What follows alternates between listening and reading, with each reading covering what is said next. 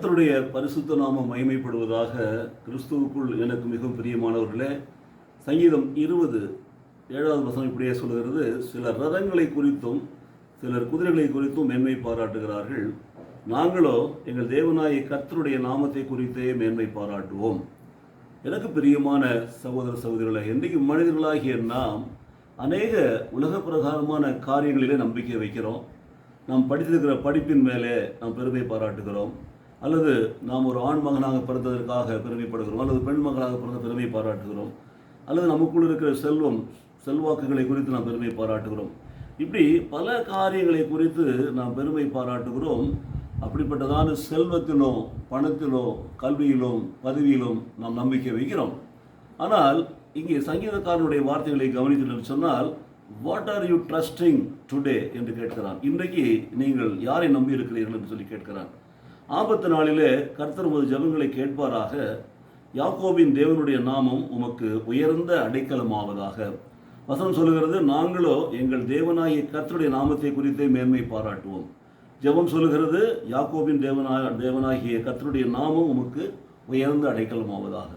எனக்கு பிரியமானவர்களே, குதிரைகளை நம்பலாம், ரதங்களை நம்பலாம், ஆனால் ஜெயம் கொடுக்கிறவர் கர்த்தர் மாத்திரமே. நமக்காக எல்லாவற்றையும் செய்து முடிக்கிறவர் நாம் ஆராதிக்கிற கர்த்தர். நாம் அவரை தேடுகிற பொழுது அவர் பரிசுத்த தலத்திலிருந்து உமக்கு ஒத்தாசை அனுப்பி சீயோனிலிருந்து உம்மை ஆதரிப்பாராக என்று சொல்லி சங்கீதம் 22 வாசிக்கிறோம். அப்போது பரிசுத்த ஸ்தலத்திலிருந்து ஒத்தாசை அனுப்புகிற தேவன், அவரை நாம் நம்புகிற பொழுது நமக்கு ஜெயம் கொடுக்கிற தேவன், அவரை நாம் தேடுகிற பொழுது நமக்காக யாவையும் செய்து முடிக்கிற தேவன் என்றென்றைக்கும் நமக்கு துணையாக இருப்பதாக. இந்த சங்கீதம் முழுவதும் நாம் பார்க்கிற பொழுது ஜெபத்தை குறித்தான ஒரு நம்பிக்கையை வெளிப்படுத்தி இருக்கிறது பாருங்கள். ஆகவே ரதங்களும் குதிரைகளும் நமக்கு பிரயோஜனப்படும், நமக்கு ஜெயம் கொடுக்கும் நம்பி இருக்கலாம், ஆனால் அவைகள் அல்ல. யாக்கோபின் தேவன் தான் நமக்கு ஜெயம் கொடுக்கிறவர். அவர் தான் பரலோகத்திலிருந்து ஒத்தாசையை அனுப்பி நமக்காக காரியங்களை வாக்கிய பண்ணுகிறவர். இந்த காலை வேளையில் அநேக காரியங்களை குறித்து கவலைப்பட்டு கொண்டிருக்கிற எனக்கு அருமையான சகோதரனே சகோதரியே, உன் வாழ்க்கையில் உன்னை படைத்த, உன்னை பாதுகாக்கிற, உன்னை நடத்துகிற உன் தேவனாய் கர்த்தரையே நோக்கிப்பார். அவரை மாத்திரம் நம்பு.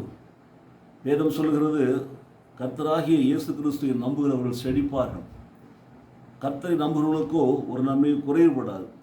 அந்த நம்பிக்கையை தேவனுடைய நாமத்தின் மேல் வைத்தோம் என்று சொன்னால், அவர் நமக்காக யுத்தம் செய்வார், அவர் நமக்கு ஜெயம் கொடுப்பார், நம்முடைய வாழ்க்கையில் அவர் நமக்காக யாவையும் செய்து முடிப்பார். ஆகவே இந்த வார்த்தைகளை நிலையில் வைத்திருப்போம். நம்முடைய நம்பிக்கை நாம் தேவன்தான், நம்மை உண்டாக்குறவர் தான். நமக்கு அடைக்கலமும் உயர்ந்த அடைக்கலமும் நமக்கு ஜெயம் கொடுக்கிறவரும் அவருடைய நாமந்தான்.